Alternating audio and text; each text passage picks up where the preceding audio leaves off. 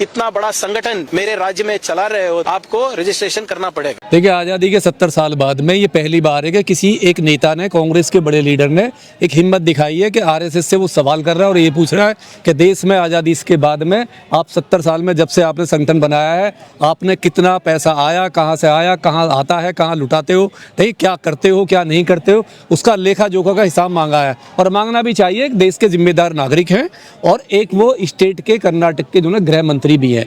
तमाम ऐसे जो नेता हैं पूरे देश में, जो देश के भाईचारा में, संविधान में विश्वास करते हैं और हमारे कानून में विश्वास करते हैं, उनको आगे आना चाहिए और उनकी बात का समर्थन करना चाहिए जो उन्होंने कहा है। और उनका जो एक राइट है कि आरएसएस कौन है। आरएसएस एक प्राइवेट संस्था है और प्राइवेट संस्था भी हमारे जो एटीजी एक्ट है, एटीजी एक्ट से बाहर है। जबकि अगर कोई भी एनजीओ भारत में बनती है, संस्था बनती है, तो एटीजी के अंदर आती है और जो साल में जो भी लेखा जोखा होता है उस सरकार को हिसाब देना होता है कि कहाँ से फंडिंग आ रही है, कहाँ जा रही है, क्या कर रही है। क्या कारण है आरएसएस ने आज तक भी अपने संगठन को रजिस्टर्ड नहीं कराया, यानी भारतीय संविधान के अनुसार उसको अलग ही रखा है।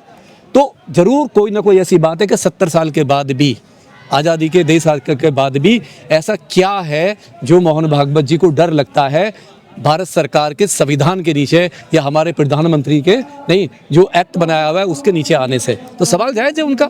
लेकिन वो तो कह रहे हैं कि राष्ट्रवादी संगठन है आरएसएस। हमने कब कहा? हम कहाँ कह रहे हैं? हम कभी नहीं कह रहे हैं कि आरएसएस एक गैर राष्ट्रवादी संगठन है।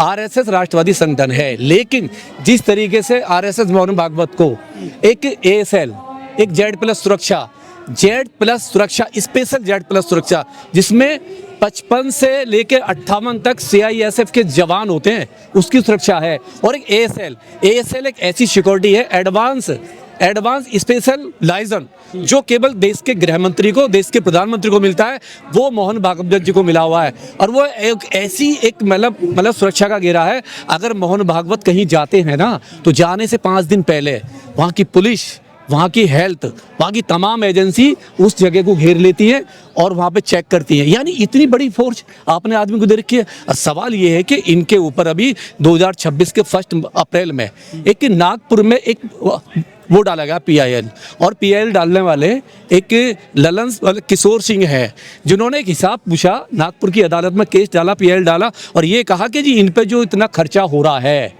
किस हैसियत से हो रहा है, देश के कौन है ये, प्रधानमंत्री है, राष्ट्रपति हैं, कोई मतलब स्पेशल है, होम मिनिस्टर है, कौन है ये, जिन पे महीने का 30 से मतलब 40 से 50 लाख का खर्चा होता है। ये उन्होंने PIL में डाला है। 100 साल हो गए हैं संघ को बने हुए, लेकिन 100 साल में किसी भी सरकार ने ये मांग क्यों नहीं उठाई देश में कि आरएसएस का जो है रजिस्ट्रेशन किया जाए, इनका पैसा कहाँ जा रहा है, कहाँ जा रहा है, लेखा जोखा क्यों नहीं मांगा संघ का 100 साल के दौरान? यूँ नहीं मांगा क्योंकि देखिए क्या है, हम कहते हैं कि बीजेपी की माँ आरएसएस है, क्योंकि इस कांग्रेस ने ही आरएसएस को पाला इस देश में। आरएसएस ने ही आरएसएस को खाद पानी देना सब कुछ सब कांग्रेस ने दिया। जब कांग्रेस का शासन 70 साल से था तो क्यों नहीं इसको अंडर एक्ट में लेके आए, भारतीय संविधान की धारा में लेके आए? नहीं, कानून के अंतर्गत लाना चाहिए था आरएसएस को। आरएसएस अगर राष्ट्रवादी संगठन है और वो जो दिखाती है, तो सवाल ये कि आरएसएस को खुद ही जाना चाहिए सरकार के पास में कि ये हमारे पास में इनपुट है, इतना पैसा आता है, इतना हम ये चैरिटी करते हैं, हम देश की महिलाओं के लिए, बच्चों के लिए, किसानों के लिए, आदिवासियों के लिए, जब जब देश में विपदाएं आती हैं इतना खर्च करते हैं और इतना आता है, ये तो खुद ही करना चाहिए उनको। ऐसी क्या मजबूरी है आरएसएस की, मोहन भागवत जी की, जो इससे बचते हैं, जो इससे दूर भाग रहे हैं? अरे अगर किसी मंत्री ने हिसाब मांगा है तो खड़गे साहब को बड़ा दिल दिखाना चाहिए उसको, ठीक है, मोहन भागवत जी को बड़ा दिखा दे और देश को एक रोल मॉडल बनना चाहिए कि मेरी जो सुरक्षा मिली है, जो जेड+ सुरक्षा मिली, और वो सुरक्षा कितनी हैवी पड़ती है, 2024 से जिससे सुरक्षा मिली है ना, और वो क्या कानून से बड़ा है आरएसएस जो रजिस्ट्रेशन नहीं करवा रहे हैं देश में?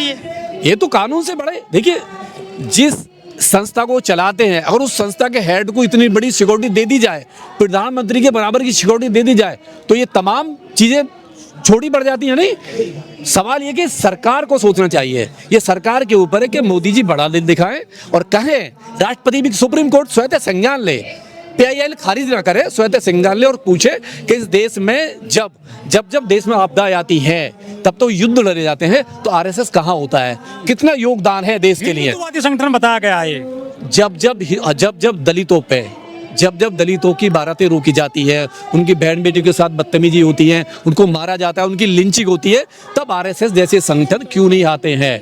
बचाने क्यों नहीं आते? उनको आगे आना चाहिए। हम तो अपील करते हैं कि मोहन भागवत का जो संगठन है आरएसएस, वो बताए देश के सामने। और अच्छा है, एक जो प्रियंक खड़गे ने एक सवाल छोड़ दिया है और किसी ने नहीं पूछा, उन्होंने पूछा, तो इन्होंने 70 साल का हिसाब देना चाहिए। और अगर अच्छा किया है। खड़गे कौन होते हैं आरएसएस का हिसाब मांगने वाले? एक दलित का अधिकार नहीं है, वो गृह मंत्री अपना काम करें, आरएसएस से पंगा क्यों ले रहे हैं? सवाल ये है कि आज जिस तरीके से राम के मंदिर में चोरी हुई है, ठीक है, और राम के मंदिर के चोरी का कोई हिसाब देने को तैयार नहीं है। नहीं, जिस तरीके से हमारे एक सांसद है दिल्ली में, नहीं है, उन्होंने कहा है मनोज तिवारी ने कि भगवान हमारे, पैसा हमारा, चढ़ावा हमारा, विपक्ष कौन होता है हिसाब लेने वाला? जब ये राम को नहीं छोड़ रहे, जिसकी वजह से ये सरकार सत्ता में आए हैं, देश पे कब्जा किया है, तो ये तो बहुत छोटी सी बात है, नहीं है कि ये खड़गे, उसका प्रियंक खड़गे को कैसे हिसाब देंगे? सवाल ये कि एक थाली के चट्टे बट्टे हैं। लेकिन इनको Z+ सुरक्षा की बात हो रही है, देश में Z+ सुरक्षा दी जा रही है, ये किससे डरते हैं? क्या खतरा है देश में इनको भी? देखिए, ये कहते हैं कि 2024 में आईबी का इनपुट था, आईबी के इनपुट था कि इन पर हमला हो सकता है। तो क्या एजेंसी है? क्या छानबीन हुई? कौन थे? किसने धमकी दी? इसका कोई हिसाब किताब है क्या? नहीं। अगर ऐसा है तो Z+ दे दीजिए, लेकिन प्रधानमंत्री की बराबर की सुरक्षा आप नहीं दे सकते। नहीं, इस देश में जो होम मिनिस्टर है, नहीं है, जो प्रधानमंत्री है, जो राष्ट्रपति, इनकी सुरक्षा की अलग होती है। आपने इतनी तगड़ी सुरक्षा, और वो भी किसके? देखिए, किसान का पैसा है, एक मजदूर का पैसा है, एक लेबर का पैसा है। या अपनी सुरक्षा ले लेते सरकारी पैसे से। लेकिन भारत का जो झंडा है उसको अपने हेडक्वार्टर पर नहीं लगाए थे ये नागपुर में 52 साल तक।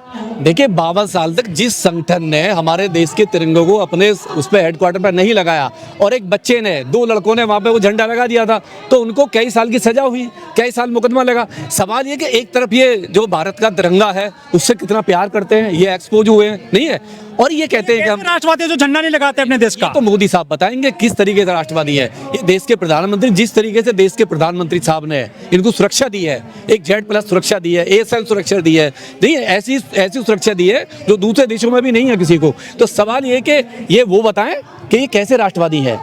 राजस्थान में नवीन नाम के एक युवा ने आरएसएस पे एक वीडियो बनाया, तो कुछ लोग उन्हें घर से पकड़ के ले गए, उन्हें पीटा, मारा, थाने में जबरदस्ती वीडियो डिलीट करवा दिए। तो क्या आरएसएस के खिलाफ बोलना भी एक बड़ा अपराध है? नहीं, आरएसएस के खिलाफ देखिए, संविधान सबको बराबर हक देता है। अगर आरएसएस बुद्ध के खिलाफ बोल सकते हैं, अगर मोहन भागवत जी बुद्ध को गाली दे सकते हैं, सम्राट अशोक को गाली दे सकते हैं, और जिस तरीके से नागपुर में 2016 में 2022 में उनके खिलाफ PIL डाला, एक अपील गई लोअर कोर्ट में और हाई कोर्ट ने उसको सस्पेंड किया अपील को। सवाल ये, जब मोहन भागवत को शर्म नहीं आती, वो बुद्ध को गाली दे देते हैं, सम्राट अशोक को कुछ कह देते हैं, और अगर उनके लिए कोई कुछ कहेगा तो उनकी भावना आया तो हो जाएंगी। ऐसा नहीं होना चाहिए। मोहन भागवत एक समझदार आदमी है, मैं उनकी एक बात को सैल्यूट करता हूँ। मोहन भागवत जी ने एक बात कहा था, मैं उनके समर्थन एक बात का समर्थन करता हूँ। उन्होंने कहा था कि इस देश में जितने भी पंडित हैं, जो भी ब्राह्मण है, जिन्होंने ग्रंथ लिखे, ये सब बनावटी हैं, इनमें सब गंद लिखा हुआ है, गलत लिखा हुआ है, इनमें जात पात भेदभाव लिखा हुआ है, इनको बदल देना चाहिए। तो मैं उस बात का भी सपोर्ट करता हूँ उनका कि वो वहां राइट थे, नहीं है। लेकिन जब आज देश उनसे हिसाब मांग रहा है, एक देश का मुख्यमंत्री हिसाब मांग रहा है स्टेट का, तो उनको बड़ा दिन दिखाना चाहिए। देश की राह संघ तय करता है, प्रधानमंत्री कौन बनेगा वो तय करते हैं, मुख्यमंत्री कौन बनेगा, बीजेपी का जो है राष्ट्रीय अध्यक्ष कौन बनेगा या प्रदेश अध्यक्ष कौन बनेगा, ये सब संघ तय करता है। देश में बड़ी ताकत है संघ की। तो अच्छी बात, अगर संघ ये सब तय करता है तो संघ को अपना हिसाब देने में क्या प्रॉब्लम है? नहीं है। देश की जनता, जो उनके फॉलोवर हैं, अपने जो देश की जनता है, जो हिंदुत्ववादी लोग हैं, जो हिंदू धर्म को मानने वाले लोग हैं, वो सब हिसाब मांग कह रहे हैं, उनको दे देना चाहिए। अच्छी बात है, इसमें ट्रांसपेरेंसी होनी चाहिए। और इसमें तो मोहन भागवत जी का बड़प्पन होगा, उनको तो रेस्पेक्ट मिलेगी, लोग सरकारों में बिठाओगे। अगर वो हिसाब देते हैं, बहुत अच्छी बात है। देखिए, क्या हिसाब ट्रांसपेरेंट होना चाहिए। अगर कोई NGO है, इतने सालों से चल रहा है, नहीं है, और वो राष्ट्र मतलब वो ये कह रहे हैं कि हिंदू धर्म रजिस्टर्ड नहीं है, तो आरएसएस भी रजिस्टर्ड नहीं है। देखिए, मुझे इस दुनिया में कोई सा भी धर्म कभी रजिस्टर्ड नहीं होता है। धर्म के मानने वाले रजिस्टर्ड होते हैं, नहीं है। सर्टिफिकेट उनको मिलता है, जैसे माइनॉरिटी का है, SC ST का है, OBC का है, नहीं है। हिंदू का सर्टिफिकेट है, मुस्लिमों का है, क्रिश्चियनों का बनता है, नहीं है, सिखों का बनता है, उनका सर्टिफिकेट बनता है, धर्मों का नहीं बनता है। जो आदमी जिस धर्म को फॉलो करता है उसका सर्टिफिकेट बन जाता है। तो ये नहीं है। आपको क्या जरूरत है, क्यों आप जो है आरएसएस के हिसाब किताब के पीछे? नहीं। आरएसएस अगर अपने आप को कहता है कि हम राष्ट्र मतलब उसके मतलब वो है संगठन है राष्ट्रवादी, ठीक है, राष्ट्रवादी संगठन है, तो उनको ये बड़ा दिन दिखाना चाहिए कि राष्ट्रवादी क्यों है, क्या वजह है। कह रहे हैं कि ये लोगों का एक समूह है, ठीक है, इसलिए इसका कोई रजिस्टर्ड नहीं है। ऐसा नहीं होता है। समूह इस भारत में 1 लाख संगठन है, ठीक है। आरएसएस से पहले बना था एसएसडी, स्वयं सैनिक, मतलब वो ना समता सैनिक दल बना था, वो रजिस्टर्ड था, ठीक है। भारतीय बौद्ध महासभा बनी, वो भी रजिस्टर्ड थी। तमाम शिव सैनिक जो संगठन था वो रजिस्टर्ड था। तमाम ऐसे संगठन थे भारत में, आज भी हैं जो मतलब उससे चलने रजिस्टर्ड है। सरकार की नज़र रहती है कि चंदा कहाँ से आ रहा है, विदेश से तो फंडिंग नहीं हो रही है। यही हमारी सरकार कहती है कि तमाम ऐसी पार्टी, देखिए राम मंदिर, आरएसएस, आप लोगों का उससे कोई वास्ता भी नहीं है, इत्तेफाक भी नहीं है, फिर भी आप जो हिसाब मांग रहे हैं तो आप नहीं, अगर देश के नागरिक हैं, देखिए आरएसएस हमारे खिलाफ नहीं है, आरएसएस हम खिलाफ नहीं, आरएसएस से हमारे मतभेद हो सकते हैं, मनभेद नहीं हो सकते। हम भी देश के नागरिक हैं, वो भी देश के नागरिक हैं, वो भी संविधान के अंदर रहते हैं, हम ही संविधान के अंदर रहते, नहीं, उनको भी बराबर अधिकार है देश पे, हमारा बराबर अधिकार। संविधान को नहीं मानता आरएसएस? नहीं, संविधान आरएसएस को मानता है, ऐसा नहीं है। संविधान आरएसएस के जितने भी फॉलोवर हैं, अगर आरएसएस कुछ भी करेगा तो संविधान की देखरेख नहीं करता है, ऐसा नहीं है। नहीं, संविधान को कभी भी आरएसएस ने नहीं ठुकराया। कोई भी ओबीसी या एससी उस तरह से पद नहीं मिल रहे हैं आरएसएस में, अपर कास्ट के लोगों को ही यहाँ पद दिए जाते हैं, स्पेशल ब्राह्मण को। तो ये जो संगठन है, क्या सिर्फ ब्राह्मणों का संगठन है ये तो क्लियर है। देखिए उनके बायलॉज में लिखा हुआ है, उनके बायलॉज में लिखा हुआ है कि जो उस पर जो बैठेगा वो अपना ही बैठेगा, एक मतलब ब्राह्मण ही बैठेगा, तो उसमें किसी की प्रॉब्लम नहीं होनी चाहिए। सवाल है कि संगठन उनका मालिक वो किसे बैठाए, ये तो फॉलोवर को सोचना है, ये तो फॉलोवर को सोचना, फॉलोवर क्या कर रहे हैं।